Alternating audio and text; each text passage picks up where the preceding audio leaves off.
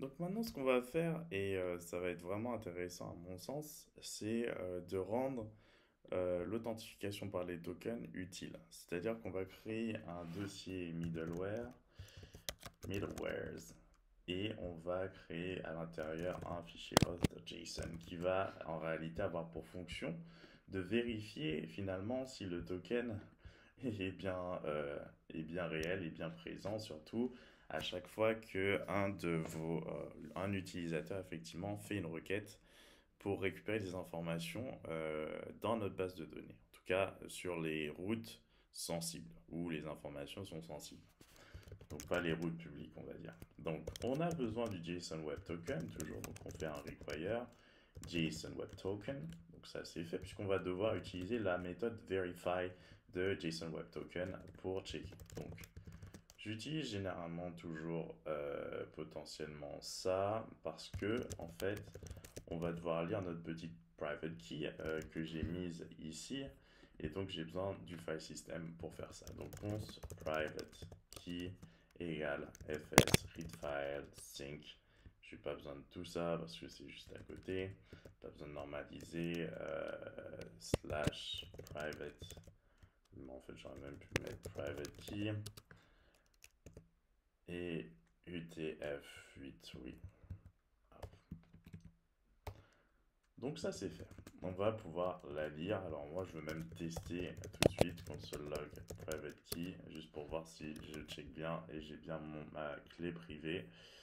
Donc je vais faire là on est à la racine, donc node, je vais dans middlewares, je vais ensuite checker auth.json juste pour voir, il était une fois dans l'ouest. Donc c'est nickel. J'ai bien mon information. Donc une fois que c'est sûr que je l'ai, je fais comme d'habitude mon module export, donc objet anonyme, et à l'intérieur je mets un petit try catch. Toujours.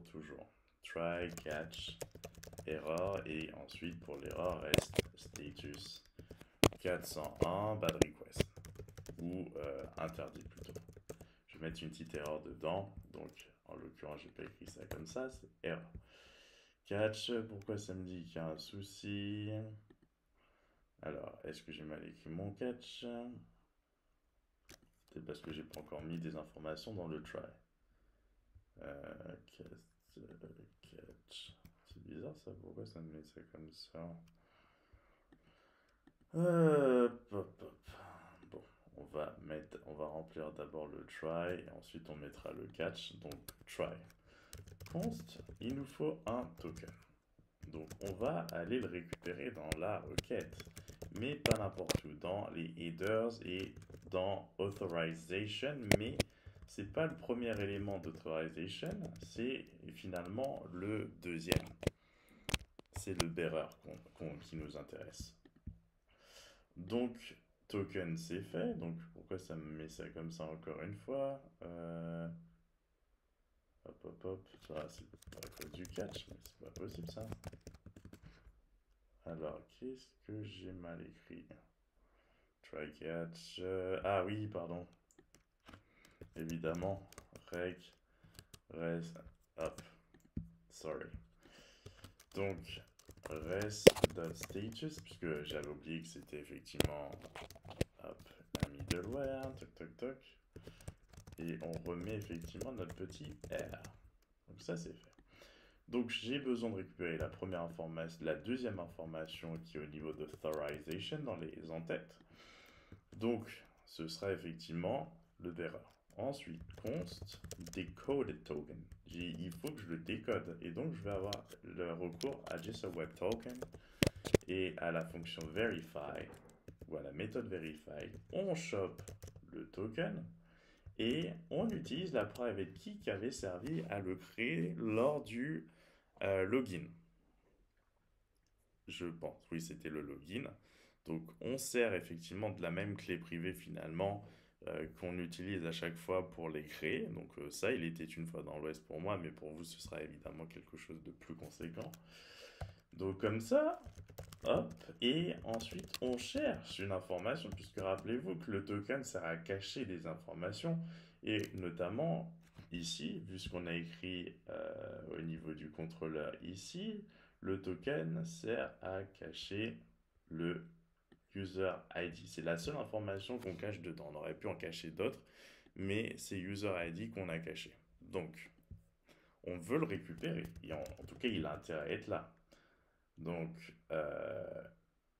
decode token, decoded token et user ID. On va voir si effectivement ce user ID correspond à celui qui est attendu pour effectivement pouvoir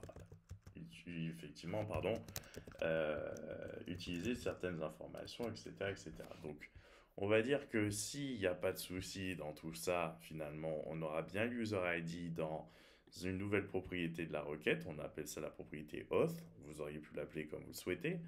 Mais par contre, si effectivement il n'y a pas d'user ID dans le verify, etc., que ça ne nous donne pas l'information, eh bien on va basculer dans le catch 401 et on n'ira pas plus loin, tout simplement.